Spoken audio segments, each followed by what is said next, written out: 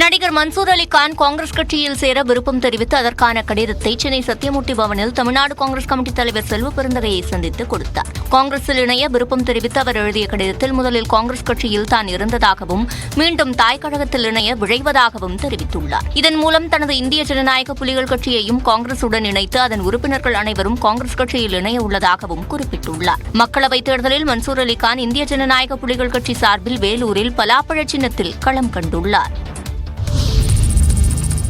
திரைப்பட தயாரிப்பாளர் ஞானவேல் ராஜா வீட்டு பணிப்பெண் தற்கொலை முயற்சியில் ஈடுபட்ட நிலையில் ஞானவேல் ராஜா அவரது மனைவி உட்பட 4 பேர் மீது புகார் அளிக்கப்பட்டுள்ளது. ஞானவேல் ராஜா இல்லத்தில் சில நாட்களுக்கு முன் தங்க நகைகள் திருடு போனதாக கூறப்படுகிறது. இது தொடர்பாக அவரது மனைவி நேகா சந்தேகத்தின் பேரில் வீட்டில் பணிபுரிந்த ஊழியர்கள் தினேஷ், அன்சாரி, லட்சுமி உள்ளிட்ட 4 பேரிடம் விசாரித்துள்ளார். இதையடுத்து மறுநாள் முதல் லட்சுமி பணியில் இருந்து விடைபெற்றுள்ளார்.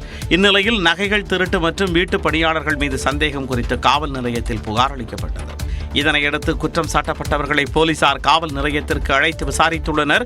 அந்த வகையில் லட்சுமியிடம் விசாரணை நடத்தப்பட்ட நிலையில் மீண்டும் விசாரணைக்கு வருமாறு போலீசார் தெரிவித்து அனுப்பியுள்ளனர். இதனால் மனமுடைந்த லட்சுமி வீட்டில் விஷம் அருந்தி தற்கொலைக்கு முயன்றுள்ளார். அவரது மகள் மற்றும் உறவினர்கள் அவரை மீட்டு ராயப்பேட்டை அரசு மருத்துவமனையில் சேர்த்துள்ளனர். இந்நிலையில் ஞானவேல் ராஜா, நேகா, ஊழியர்கள் தினேஷ், அன்சாரி மீது மாம்பலம் காவல் நிலையத்தில் லட்சுமியின் மகள் புகார் அளித்துள்ளார். ஞானவேல் ராஜா மற்றும் நேகா கொடுத்த அழுத்தத்தின் பேரில் அன்சாரி போனில் அழைத்து மிரட்டியதாக குற்றம் சாட்டியுள்ளார். எனவே 4 பேர் மீதும் உரிய நடவடிக்கை எடுக்க கோரி புகார் அளித்த நிலையில் இது தொடர்பாகவும் போலீசார் விசாரணை மேற்கொண்டுள்ளனர்.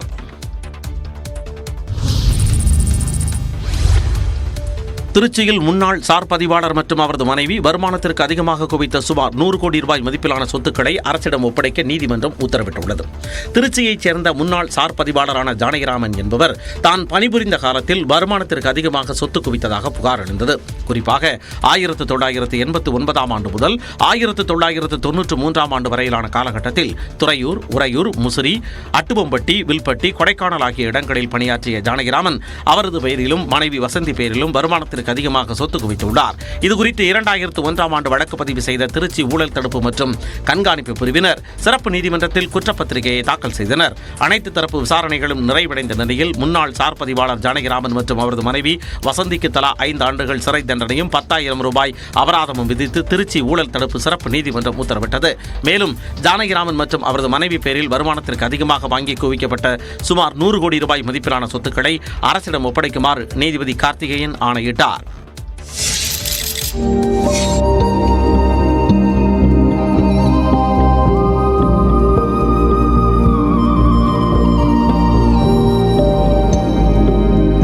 கோடை விடுமுறையை கழிக்க கொடைக்கானலுக்கு வரும் சுற்றுலா பயணிகளை வரவேற்கும் விதமாக வண்ண வண்ண பூக்கள் பூத்து குலுங்க தொடங்கியுள்ளன.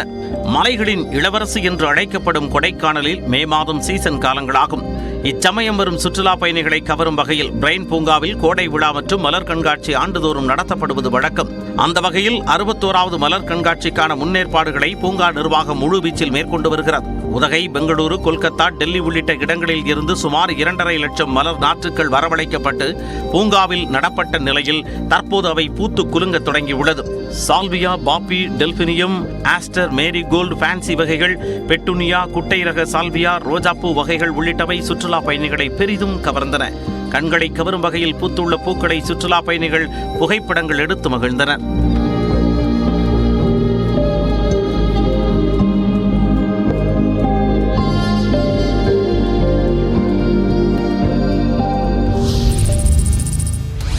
கோவை மாவட்டத்தில் வாக்காளர் பட்டியலில் பெயர் சேர்த்தல், நீக்கம் உள்ளிட்ட நடவடிக்கைகள் குறித்த விவரங்களை கோவை மாவட்ட நிர்வாகம் வெளியிட்டது. நடந்து முடிந்த மக்களவைத் தேர்தலில் கோவையில் 1 லட்சம் வாக்காளர்கள் பட்டியலில் இருந்து காணவில்லை என்று பாஜக தமிழ்நாடு தலைவர் அண்ணாமலை குற்றம் சாட்டியிருந்தார். இது தொடர்பாக கோவை தெற்கு வட்டாட்சியர் அலுவலகம் முன்பு பீப்புள்ஸ் ஃபார் அண்ணாமலை என்ற பாஜக ஆதரவு அமைப்பினர் ஆர்ப்பாட்டத்தில் ஈடுபட்டனர். இந்நிலையில் கோவை மாவட்ட நிர்வாகம் கடந்த காலங்களில் மேற்கொண்ட வாக்காளர் பட்டியல் நடவடிக்கைகள் குறித்த விவரங்களை வெளியிட்டுள்ளது. அதன்படி கடந்த ஆண்டு அக்டோபர் மாதம் வெளியிடப்பட்ட வரைவு வாக்காளர் பட்டியலின்படி மாவட்டத்தில் உள்ள மொத்த வாக்காளர் எண்ணிக்கை 30,49,004 என்றும் நீக்கம் செய்யப்பட்ட பெயர்கள் குறித்தான ஆட்சேபனைகள் எதுவும் அங்கீகரிக்கப்பட்ட அரசியல் கட்சியினரால் தெரிவிக்கப்படவில்லை என குறிப்பிட்டுள்ளது. இதனைத் தொடர்ந்து இறுதி வாக்காளர் பட்டியல் ஜனவரி 21 அங்கீகரிக்கப்பட்ட அரசியல் கட்சிகள் முன்னிலையில் வெளியிடப்பட்டதாகவும் இதில் பெயர் நீக்கம் தொடர்பான ஆட்சேபனைகள் அரசியல் கட்சியினரால் தெரிவிக்கப்படவில்லை என்று விளக்கமளிக்கப்பட்டுள்ளது. இந்த பட்டியல் கிராம சபை கூட்டங்களிலும் பொதுமக்கள் பார்வைக்கு வைக்கப்பட்டிருந்தது என கோவை மாவட்ட நிர்வாகம் வெளியிட்ட அறிக்கையில் தெளிவுபடுத்தியுள்ளது.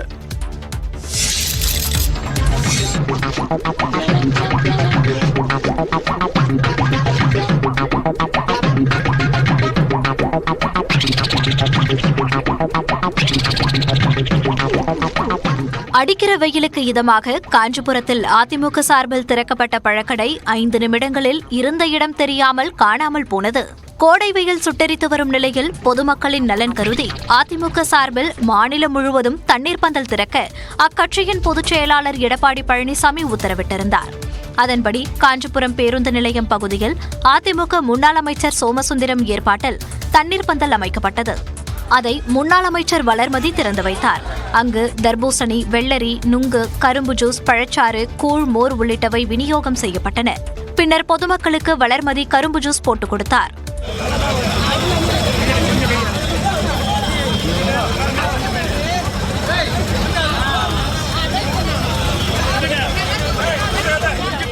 விழா முடிந்து அதிமுக நிர்வாகிகள் சென்றதும் அங்கிருந்த தர்பூசணி, வெள்ளரி, நுங்கு உள்ளிட்டவற்றை பொதுமக்கள் போட்டி போட்டு அள்ளிச் சென்றனர்.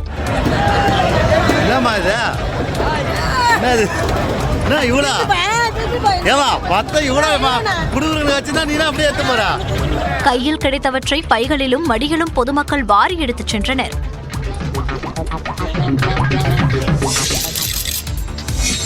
கூலான தட்பவெப்பத்திற்கு பெயர் போன கோவையிலும் கடும் வெயில் தகிப்பதால் ஏசி ஏர் கூலர்களின் விற்பனை 2 மடங்காக உயர்ந்துள்ளது. மேற்கு தொடர்ச்சி மலைகள் அருகே உள்ளதால் எப்பொழுதும் குளிர்ச்சியாக இருக்கும் கோவை மாவட்டமும் வெளுத்து வாங்கும் கோடை வெயிலுக்கு தப்பவில்லை.